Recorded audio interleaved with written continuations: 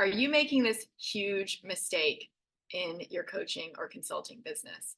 Are you trying to create a course or group coaching program too soon? Listen to this episode to find out if that's you, and if so, what to do instead. This is honestly one of my hot button issues because I have had so many people come to me over the last 9 years, either planning to create a course or a group coaching program way too soon, or having already done it and being completely devastated and doubting themselves and worrying that they are going to fail in their coaching business because they've already created one and no one came. I'm here to help you understand what to do if you've been sucked in by this kind of marketing, if you have tried your best to build it and no one came, if you are unsure why maybe your course or group coaching program isn't working, or your membership, oh my goodness, your membership, and what you can do if you've experienced some of what I call coaching trauma, where you have been coached by somebody who is selling a shiny object and it's taken you away from staying the course, from beating the drum of your work. It's maybe maybe you signed up because it was new, because it was shiny, because it gave you a dopamine hit. Maybe you were comparing yourself to somebody way, way, way far beyond you in business and you wanted their same success. But now you realize, or now you're fearing that you started too soon. I have been there. I think we all have, and I want to normalize that. This is not a you problem. This is not understanding this particular business and how it applies to you and your stage of growth. So let's talk about why you might have started your course or group coaching program or your membership.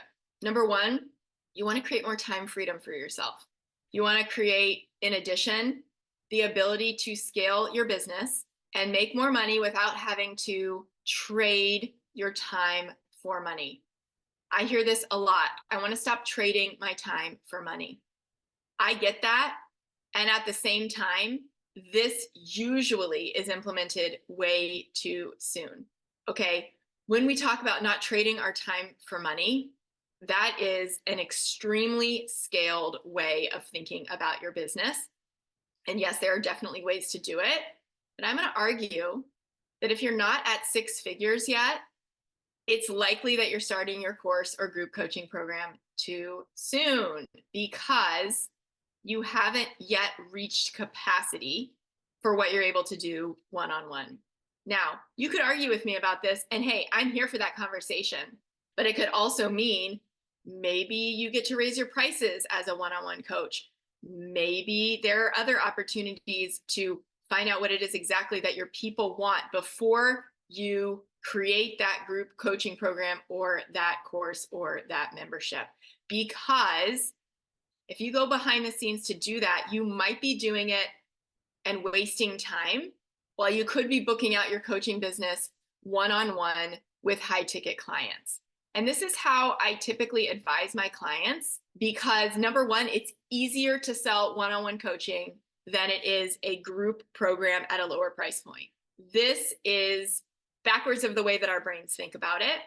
It's backwards of the way our brains, which are wired for scarcity, think that it should work. We think, okay, something lower price should be easier to sell. I'm here to tell you, over coaching a lot of people and over my experience, creating 3 multiple six-figure offers in 3 different niches with 3 different platforms. So this is not about Christine did this one time with this one thing and it happened to hit for her, which frankly is how most coaches teach you.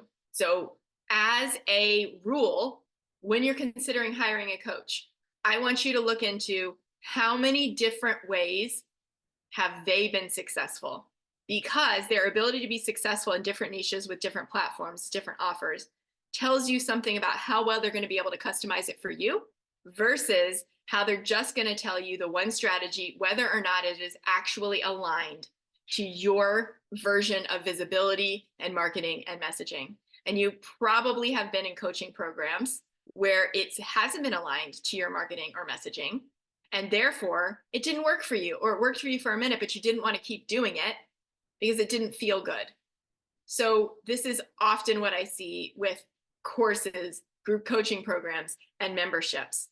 We might take a course or a group coaching program or a membership to teach us how to start that course or group coaching program or membership. It's very meta. And a lot of the time, those massive courses just don't provide you with the structure that you need, in addition to being a distraction from how you could most easily be making the money that you want to be making right now. Do you have a solid client base? Do you have demand for your one-on-one coaching services before creating a course or group program or a membership? Are you rocking and rolling? Is this a distraction, or is it actually time? Most often it's a distraction. Why do I recommend one-on-one first and booking out one-on-one? Number one, it's proof of concept.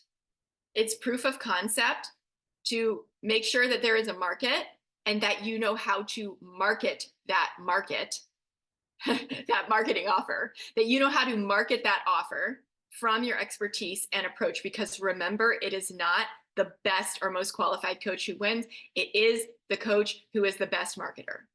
So when you're booking out one-on-one, it validates your method. It ensures that there's real demand for this knowledge, and it shows you what to offer when you have a real legitimate reason to create that course or that group coaching program.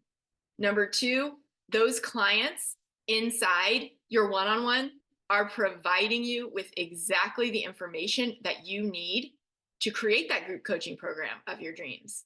These are your clonable clients. We're looking for your clonable clients who are your favorite clients to work for with one-on-one, because you're understanding exactly what their challenges are. You're understanding their needs. You're understanding how they get the best results, and you're getting paid to do that, rather than going away and hiding and behind a computer because you're scared or because you're uncomfortable or have resistance to showing up and marketing yourself. So you're creating something instead with the build it and they will come mentality. Get paid to understand exactly what your clonable clients want. Find out and pay attention to what you tell them over and over and over. This is what you create your group coaching program around. Every time you work with a client one-on-one, you get a chance to refine your offer as well. And that's point number three. Everything that you do polishes your techniques. It polishes your delivery. It makes you a more efficient coach. And it also tells you how to market it, because as you refine your offer, you refine your content. Number four, building a reputation through testimonials and through word of mouth. When you do this one-on-one, your reputation, your credibility skyrocket. When you are working one-on-one, both you and your client have more quote unquote skin in the game.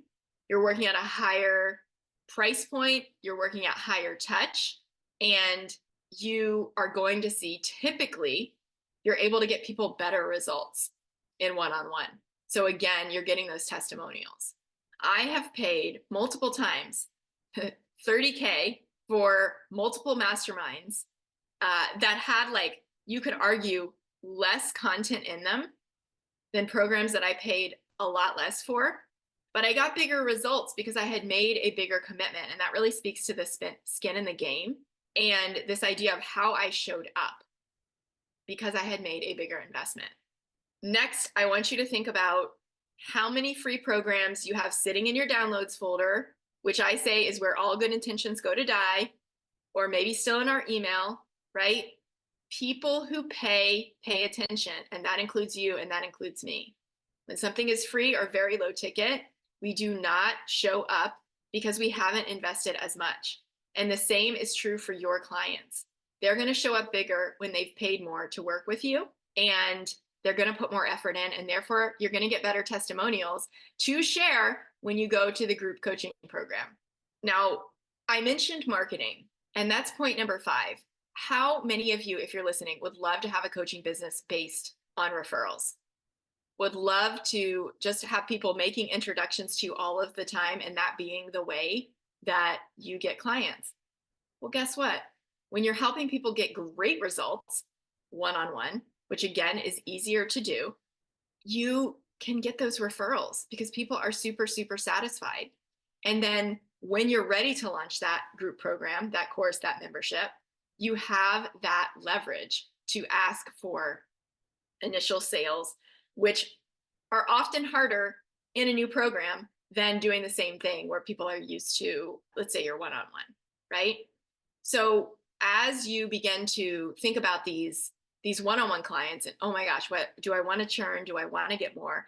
I want you to think about creating super fans who are going to not only give you those great testimonials, but also share the word about you and create that leverage for when you're ready to launch.